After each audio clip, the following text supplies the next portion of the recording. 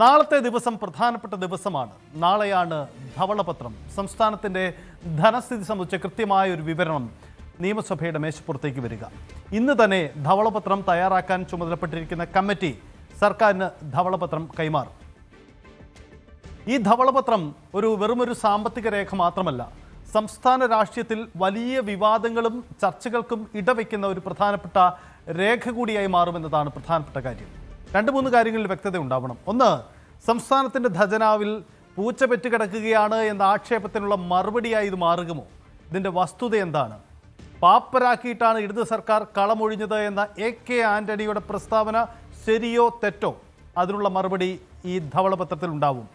ഇന്നലെയാണ് നിയമസഭയിൽ ധവളപത്രം പുറത്തിറക്കും, നിങ്ങൾ വരുത്തിവെച്ച കടം ഞങ്ങൾ അടയ്ക്കണ്ടേ എന്ന ചോദ്യം സംസ്ഥാനത്തിൻ്റെ ധനവകുപ്പിൻ്റെ ചുമതല കൂടിയുള്ള മുഖ്യമന്ത്രി VD സതീശൻ ചോദിച്ചത്.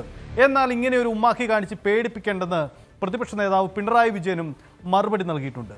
ഒടുവിൽ ധവളപത്രം നാളെ വരികയാണ്. ഒരു വൈറ്റ് പേപ്പർ എന്നത് എല്ലാ അർത്ഥത്തിലും ഒരു പൊളിറ്റിക്കൽ പ്രസ്താവനയ്ക്കപ്പുറം, രാഷ്ട്രീയ പ്രസ്താവനയ്ക്കപ്പുറം ഒരു കൃത്യമായ രേഖയാണ്. ഇത്തവണ ധവളപത്രം സംസ്ഥാനത്തിൻ്റെ ധനസ്ഥിതി വ്യക്തമാക്കുന്ന രേഖ മാത്രമായിരിക്കില്ല, മറിച്ച് ഇനി അങ്ങോട്ടേക്ക് നമ്മൾ ചെയ്യേണ്ട ചില പ്രധാനപ്പെട്ട കാര്യങ്ങളുടെ സൂചകം കൂടിയായി ഈ ധവളപത്രം, ഈ വൈറ്റ് പേപ്പർ മാറുമെന്നാണ് പ്രധാനപ്പെട്ട കാര്യം. മുൻ ക്യാബിനറ്റ് സെക്രട്ടറി കൂടിയായ KN ചന്ദ്രശേഖരൻ അധ്യക്ഷനായ ഒരു സമിതിയാണ് ധവളപത്രം തയ്യാറാക്കാനായി മന്ത്രിസഭായോഗം, ആദ്യ മന്ത്രിസഭ തന്നെ ചുമതലപ്പെടുത്തിയത്. അപ്പോൾ പാപ്പരാക്കി ഖജനാവ് കാലിയാക്കിയിട്ടാണോ മുൻ ഇടതു സർക്കാർ കളമൊഴിഞ്ഞത്? അതല്ല, ഞങ്ങൾ പോകുമ്പോഴും 6000-ൽ പരം കോടി രൂപ ഖജനാവിൽ ബാക്കിയുണ്ടായിരുന്നുവെന്ന മുൻ ധനമന്ത്രി KN ബാലഗോപാലിൻ്റെ നിലപാട് ശരിയോ? ഏതാണ് വസ്തുത എന്ന പ്രധാനപ്പെട്ട കാര്യം നാളെ ഒന്ന് വ്യക്തമാവും.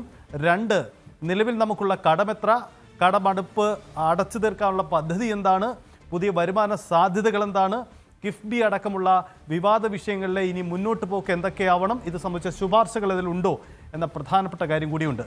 19-ന് നിയമസഭയിൽ സംസ്ഥാന ബജറ്റ് അവതരിപ്പിക്കാൻ പോവുകയാണ്. അതിന് മുമ്പായിട്ടാണ് ഈ ധവളപത്രം സഭയുടെ മേശപ്പുറത്തേക്ക് വരുന്നത് എന്നതും വളരെ പ്രധാനപ്പെട്ട കാര്യമാണ്. അങ്ങനെ എല്ലാ തരത്തിലും വെറുമൊരു സാമ്പത്തിക രേഖ എന്നതിനപ്പുറം സംസ്ഥാന രാഷ്ട്രീയത്തിൽ വലിയ രീതിയിൽ ചർച്ച ചെയ്യപ്പെടുന്ന ഒരു രാഷ്ട്രീയ പത്രം കൂടിയായി ഈ ധവളപത്രം മാറുന്നു എന്നതാണ് പ്രധാനപ്പെട്ട കാര്യം. ആദ്യം നമുക്കൊന്ന് വിശദമായി നോക്കാം എന്താണ് ധവളപത്രം എന്ന കാര്യം. നോക്കൂ, നിലവിലെ സാമ്പത്തിക അവസ്ഥ വിശദമാക്കുന്ന ഒരു ഔദ്യോഗിക രേഖയാണ് ധവളപത്രം, വൈറ്റ് പേപ്പർ. എല്ലാ സർക്കാരുകളും കാലാനുസൃതത്തിൽ, അത് കേന്ദ്രത്തിലായാലും കേരളത്തിലായാലും, സർക്കാരുകൾ മാറുന്നതനുസരിച്ച് മുൻ സർക്കാരിൻ്റെ സാമ്പത്തിക അവസ്ഥ, അവർ ബാക്കി വെച്ച് പോയത് എന്ത് എന്ന് വ്യക്തമാക്കുന്ന ഒരു വൈറ്റ് പേപ്പർ, ഒരു ധവളപത്രം പുറത്തിറക്കാറുണ്ട്.